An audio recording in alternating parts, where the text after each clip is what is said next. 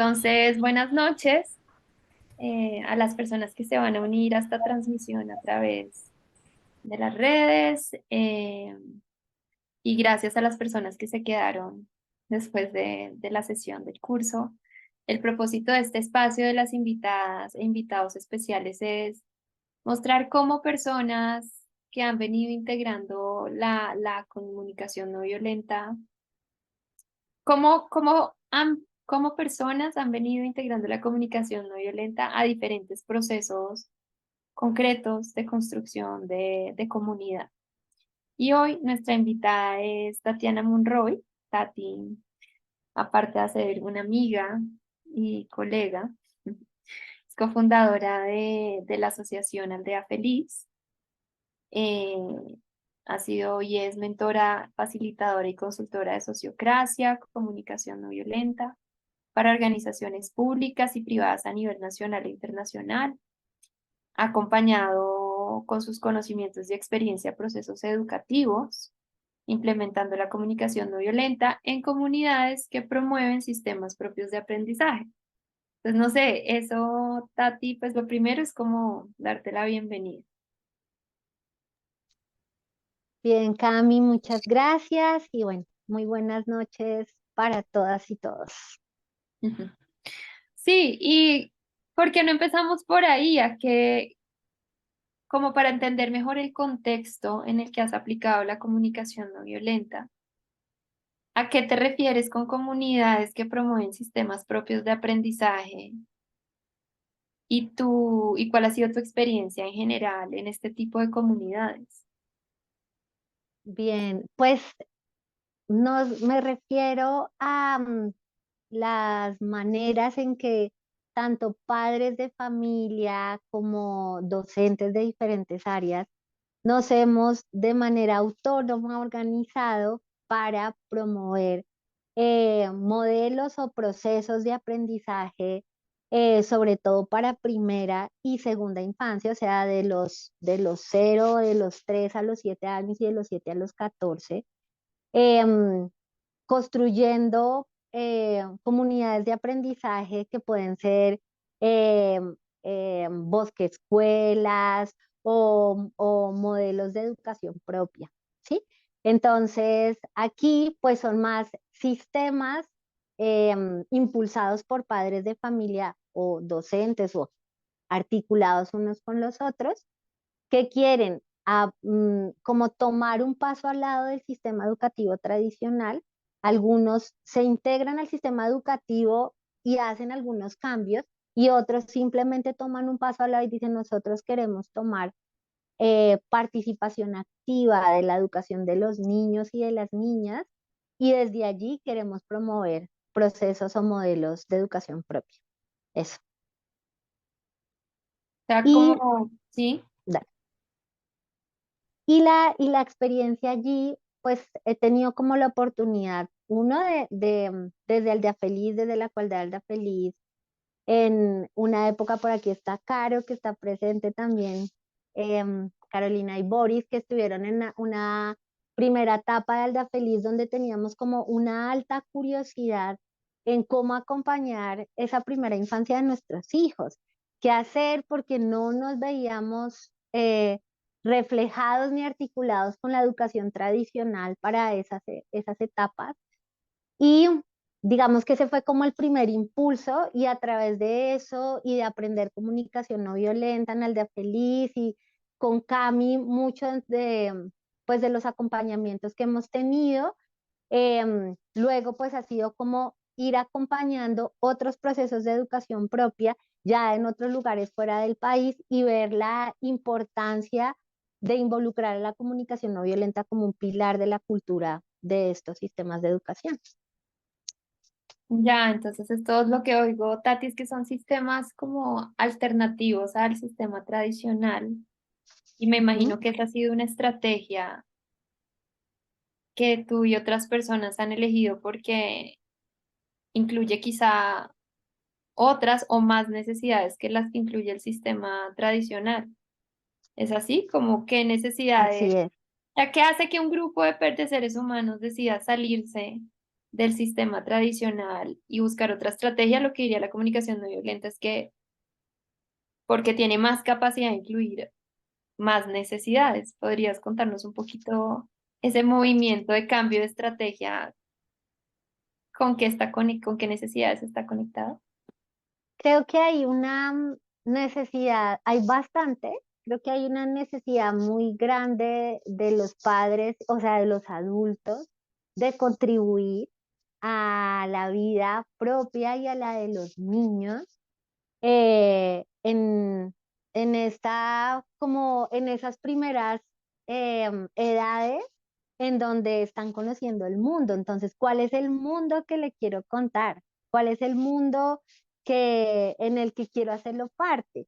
Entonces, parte de eso es un gran impulso de contribución, también de sentido y propósito, y es como, que era lo que estábamos hablando en ese momento, como dentro de mi función como padre, como adulto, acompañante de un niño, ¿cuál es mi propósito como adulto?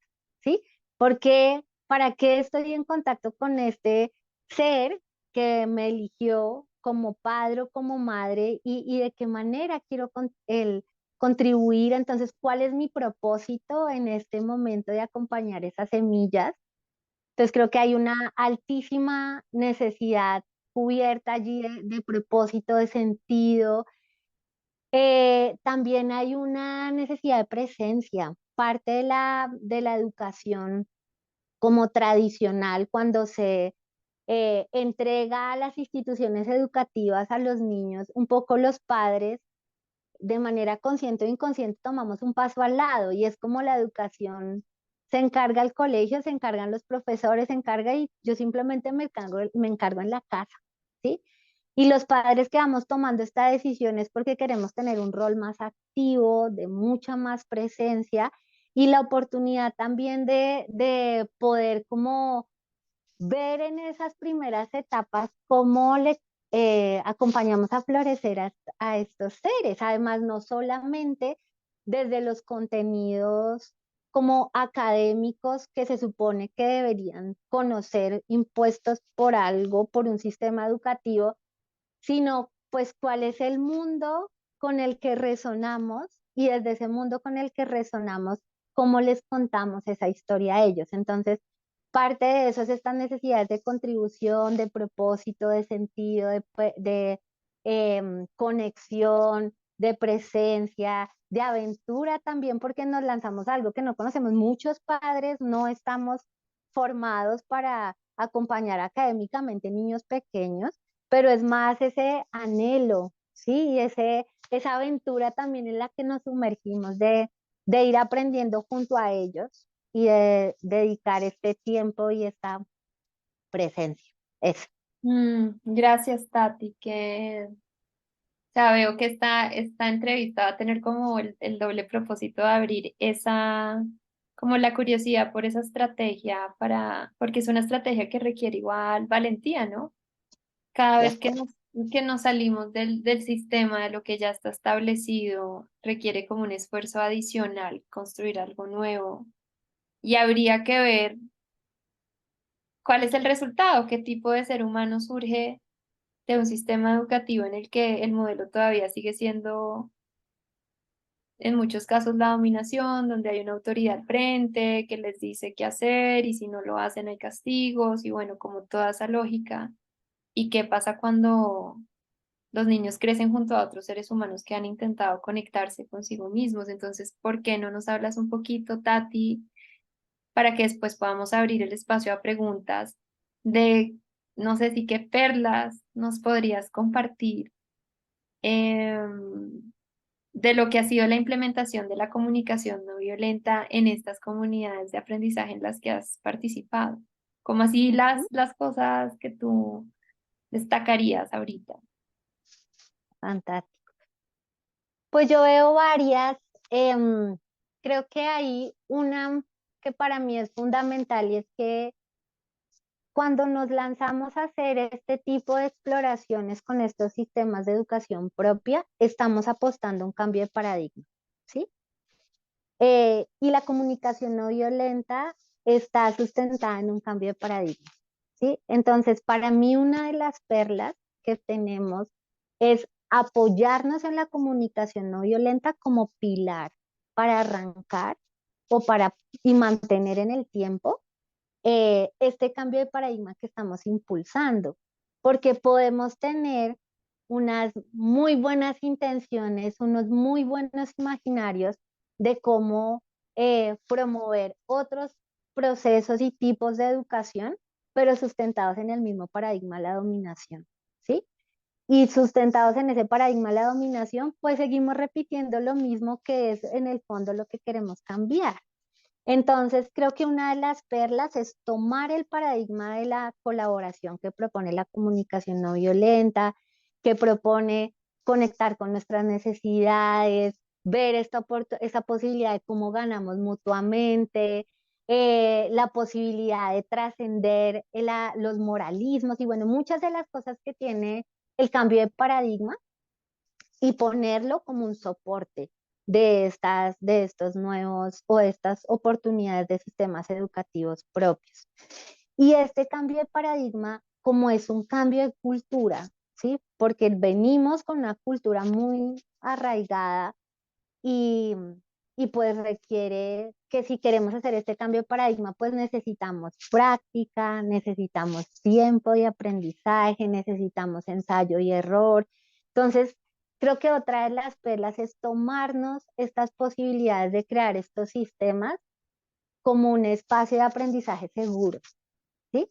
Y tomar el aprendizaje seguro desde como los diferentes roles en los que estamos. Entonces, no solamente es cómo le enseño comunicación no violenta a mi hijo, sino yo como padre, cómo estoy integrando la comunicación no violenta, cuáles son las prácticas que tenemos como padres, tanto al interior de la familia, yo solito, como las prácticas que tenemos en la comunidad con los otros padres de familia para aprender comunicación no violenta juntos, cómo aprenden los acompañantes o docentes o facilitadores, pues tienen como diferentes nombres, que pueden ser los mismos padres de familia o pueden ser otras personas, pero cómo aprenden también, cómo aprendemos, cómo se lleva a los niños, si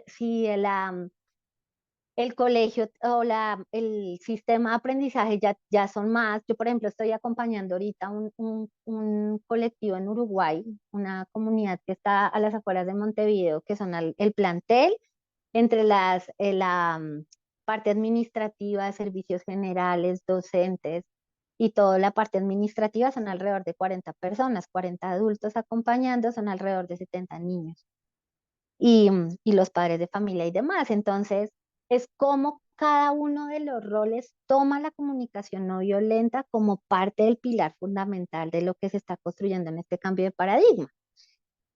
Porque he visto que en diferentes modelos se quiere llevar la comunicación no violenta solamente para los niños, como si solamente los niños necesitaran aprenderla y realmente somos los adultos los que estamos en la labor de ir haciendo esa transformación en ese cambio de paradigma y los niños van tomando, van como respirando eso que nosotros mismos estamos aprendiendo. Tati, ¿y podrías dar como un ejemplo concreto de un tránsito que hayan logrado hacer? Tú dices, estamos tratando de construir un paradigma basado en la colaboración, libre de dominación, que se lo enseñemos a nuestros hijos, pero que también lo vivamos nosotras.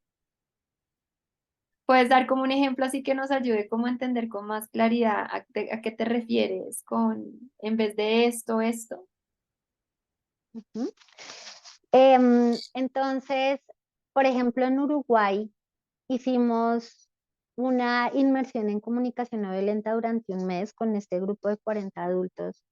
No hicimos el primero como trabajar con los niños, sino nos fuimos a trabajar con los adultos y estuvimos en una inmersión de 7 horas a la semana de estar como tocando desde los diferentes como aspectos de la comunicación no violenta al ser humano, ¿sí? Entonces, en vez de vernos como los directivos, servicios generales, administrativos y mantener como esa estructura que nos lleva a decir hay unos que tienen más poder que otros, nos pusimos todos al mismo nivel somos un grupo de humanos, de personas que tenemos diferentes necesidades y diferentes roles, pero estamos aquí aprendiendo. Y estuvimos durante esas semanas conociéndonos, ¿sí? Y compartiendo desde esa realidad em, y ese como conociéndonos y profundizando en las diferentes realidades que las personas teníamos. Y fue muy poderoso que el tener conversaciones profundas, eh, tener conversaciones también, ¿cómo sería? Como delicadas e íntimas. Habían personas que nunca habían hablado de su intimidad con otras, ¿sí?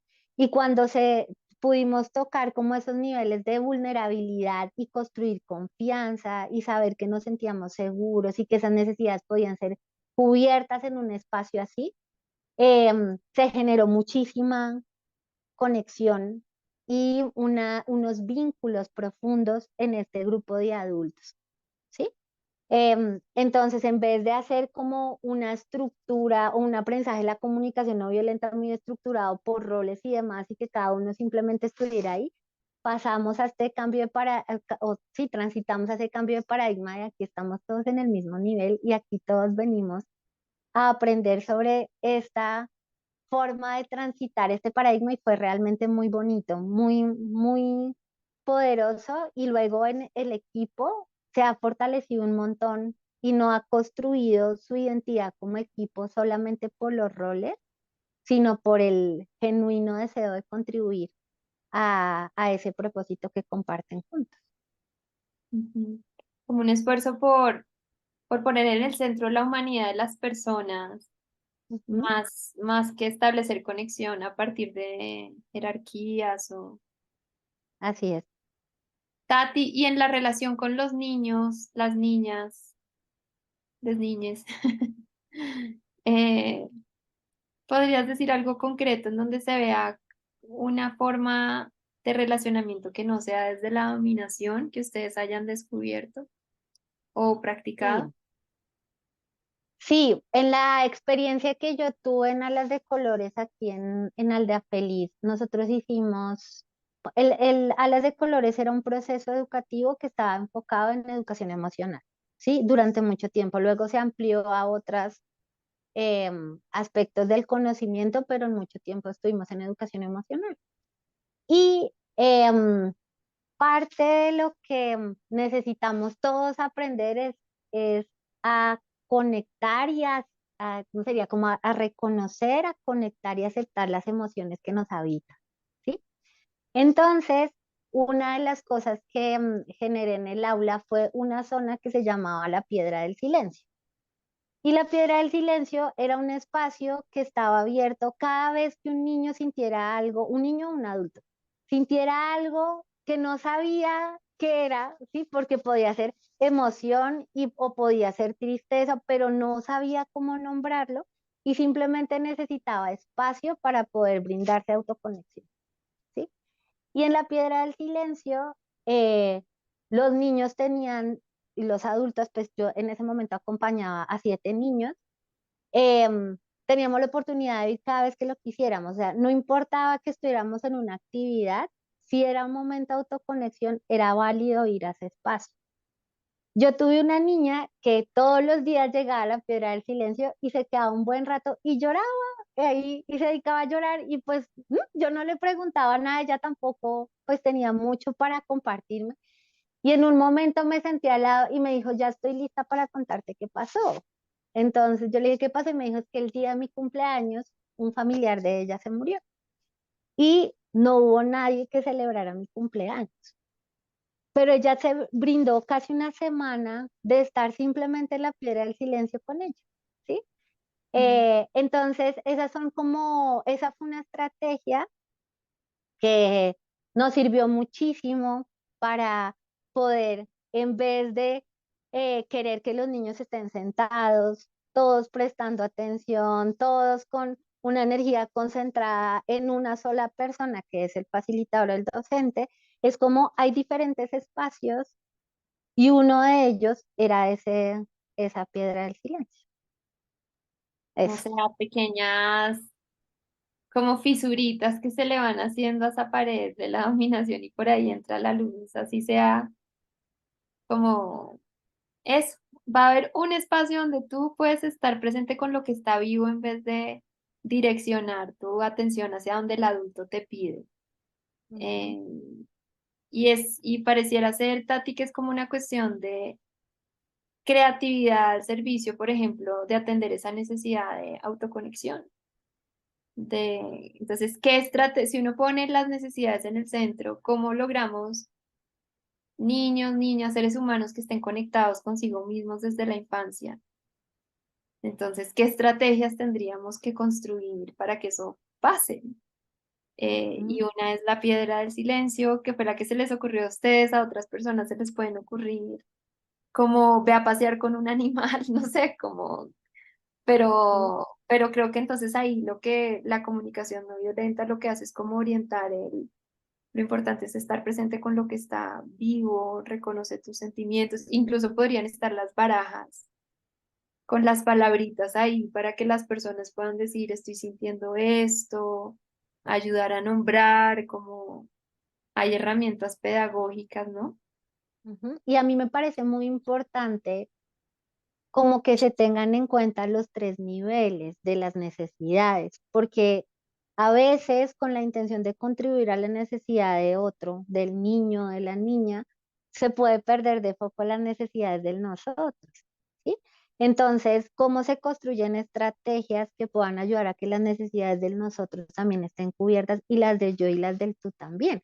Yo tenía otro niño que él venía diagnosticado con déficit de atención y hiperactividad y ya lo habían diagnosticado y su familia dijo, no, nos vamos para el día feliz porque no, nosotros no creemos que él tenga eso, ¿sí? Y él, los primeros meses, él definitivamente sentado no se podía quedar, él no podía, o sea, él necesitaba espacio. Entonces nuestro acuerdo era, puedes salir a correr, pero antes de salir a correr me dices para dónde vas.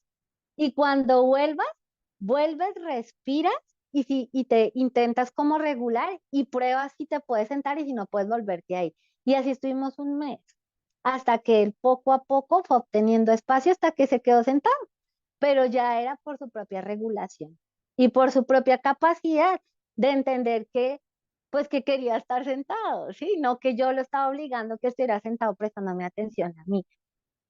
Y yo creo que parte de eso también es cómo como adultos aprendemos a relacionarnos con esas emociones también, ¿sí? Porque cuando no tenemos esa relación como adultos con esas emociones, no sabemos cómo acompañarlas con los niños y queremos ir esa a la versión que tenemos pues de nosotros como adultos y posiblemente no, pues nos desconectemos de los niños buscando contribuir, porque podemos tener buenas intenciones, ¿sí? En este anhelo de contribución, pero terminamos generando desconexión porque no logramos ir a la raíz de brindarnos primero autoconexión y desde allí contribuir a la conexión con otros.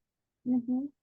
Sí, ahí resueno con si el adulto o la adulta están conectados, no más que guiarse por lo que se supone que debería estar pasando, están conectados con los tres niveles de las necesidades, empezando por las propias, ¿no? Y yo quiero resaltar, Tati, que tú te escucho decir que dices que, te escucho decir que este niño tenía una necesidad de espacio. Ujú, Ahí ya hay un nivel de integración de la conciencia, en vez de decir, este niño no hace caso, o este niño no se puede quedar sentado, o hay algo mal, ¿sí? Lo que ya te vas directo es saber cuál es la necesidad. Ya con que los adultos pudiéramos, en vez de ver a los niños a través de los lentes de obediente, desobediente, eh, bien, mal y más bien oír necesidades y ver cómo incluimos esa necesidad dentro del proceso de formación, la historia cambiaría. Pero bueno, ¿te parece si abrimos el proceso, la entrevista ya a sí, preguntas? súper. Ujú. Si alguien tiene preguntas, podríamos abrir espacio para dos preguntas para Tati.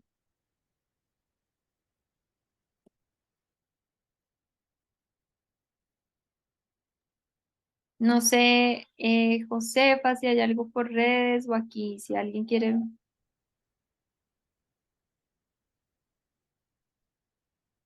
por redes o aquí.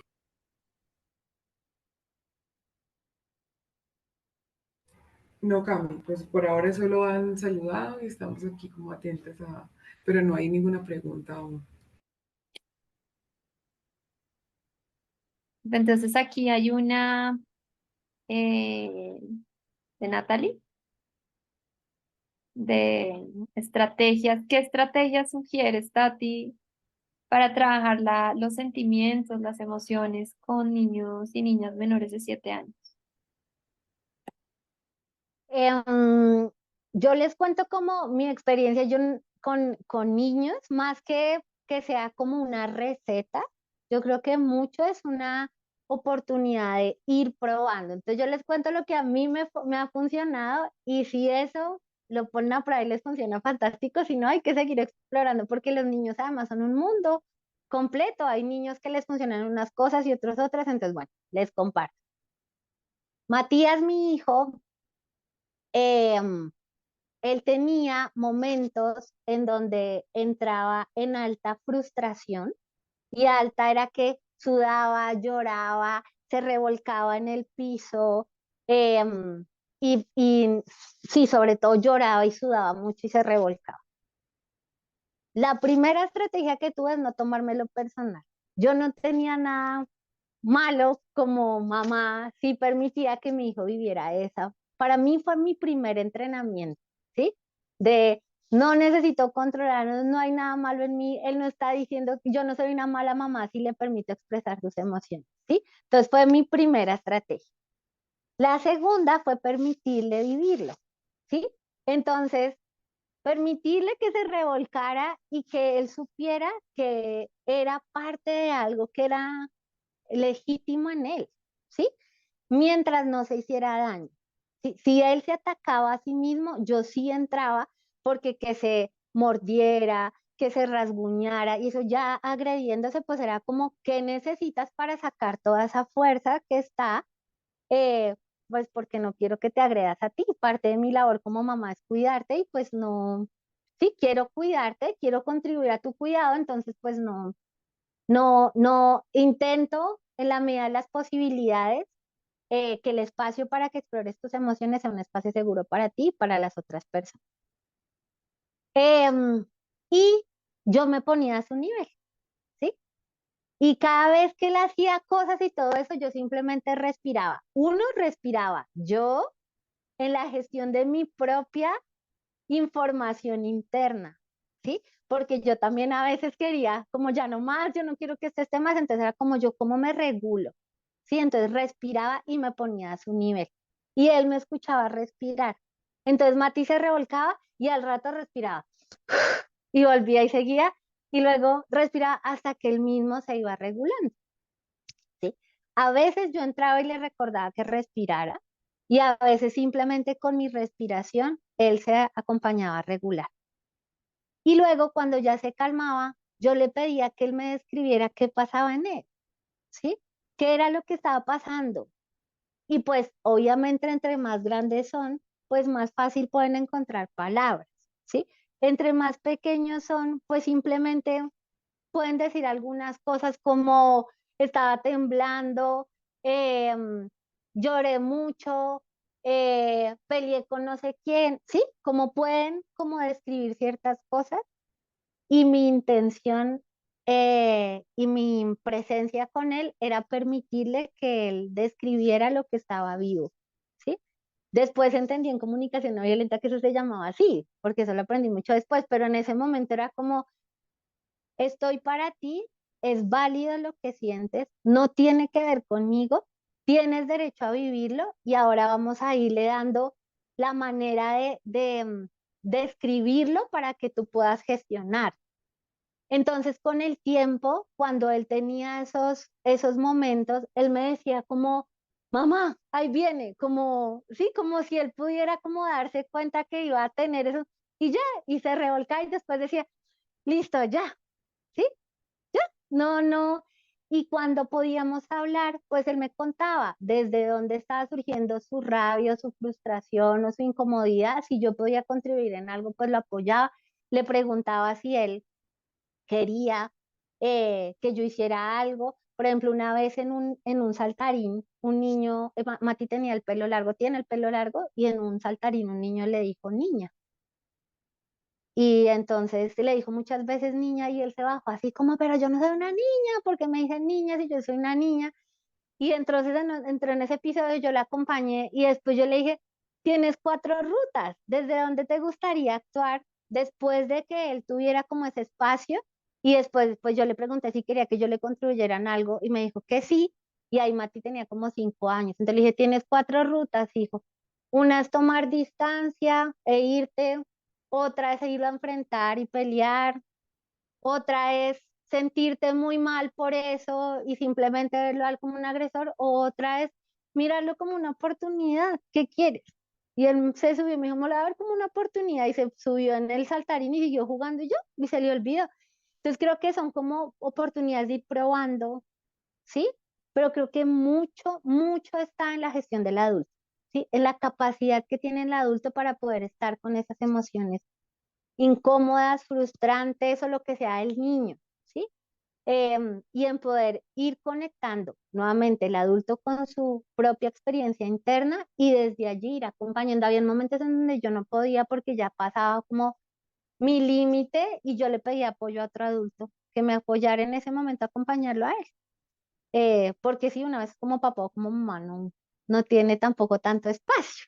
Entonces, a veces es importante también acompañarse de otros.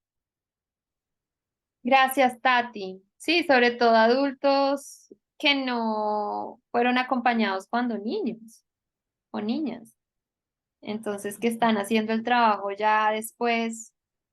Pero bueno, lo que oigo es que ahí la clave está en acompañar, en preguntarle a él, ¿te sirve esto? En vez de decir, tienes que hacer esto. O como es un diálogo, dar opciones y aprender a estar. La próxima sesión va a ser sobre los sentimientos, entonces es cómo estar presente con esas sensaciones que preferimos no sentir, como el desespero, como la angustia, como eh, y como a medida que se amplifica mi capacidad de sentir, voy guiando también al otro, ¿no? El sistema nervioso de mi hijo que está en desarrollo. Sí, incluso sin palabras, decías tú en momentos, ¿no? Respirando. Entonces, bueno, gracias Tati por esa pregunta, yo creo, por esa respuesta. Y yo creo que con esto ya, y Carolina por lo que vas poniendo por ahí, con esto pues yo creo que vamos cerrando. No sé si quieres dejar un último mensajito, Tati, de por qué vale la pena seguir cultivando la comunicación no violenta para nacer a otra forma de vida. Yo creo que es una oportunidad fantástica que llevemos la comunicación no violenta, en este caso a estos sistemas educativos y a nuestra vida, porque es un regalo que nos podemos dar de transitar la vida de otra manera, con otros lentes, ¿sí? Y bueno, yo creo que es un aprendizaje pues para toda la vida, ¿sí? Y en la medida en que nos vamos dando la oportunidad de irla entendiendo, irla apropiando e irla volviendo como piel, yo lo llamo así como piel, cada vez nuestras relaciones tienen unos resultados diferentes, ¿sí? Y esos resultados que de pronto queremos ver em, en los otros, en la forma en que los otros se comunican, en la forma en que los otros hacen. Cuando empezamos con esta conciencia de la comunicación no violenta, es como yo puedo hacerme cargo, ¿sí? Y son herramientas muy fáciles y también a la vez muy complejas porque es como tan sencillo y luego cuando lo pones en práctica es como, wow, cuántos años he venido hablando, comunicándome, pensando de esta manera, entonces ya sé cómo se puede hacer diferente y en ese tránsito pues es un paso a paso. Entonces pues también disfrutar mucho ese paso a paso, tratarnos con mucha dulzura, con paciencia y con curiosidad en este intento de hacerlo diferente. Gracias, Tati. Sobre todo esto requiere mucho amor, ¿no? Ujú, Amor es ujú. como la principal energía que nos lleva a dejar atrás todo lo que nos separe. Muchísimas gracias, pues que tengan una feliz noche, Tati, gracias por toda tu labor y nos vemos en 8 días en nuestra próxima sesión. Sí, que descansen. Un besito. Adiós. ¿Quieren encender los micrófonos para The recording despedirse? has stopped. Sí. Gracias. Gracias, Buenas noches para gracias. todos. Gracias, Que estén Tati. bien. Chao. Gusto Muy verte. interesante, muy interesante. Gracias. Gracias, Tati.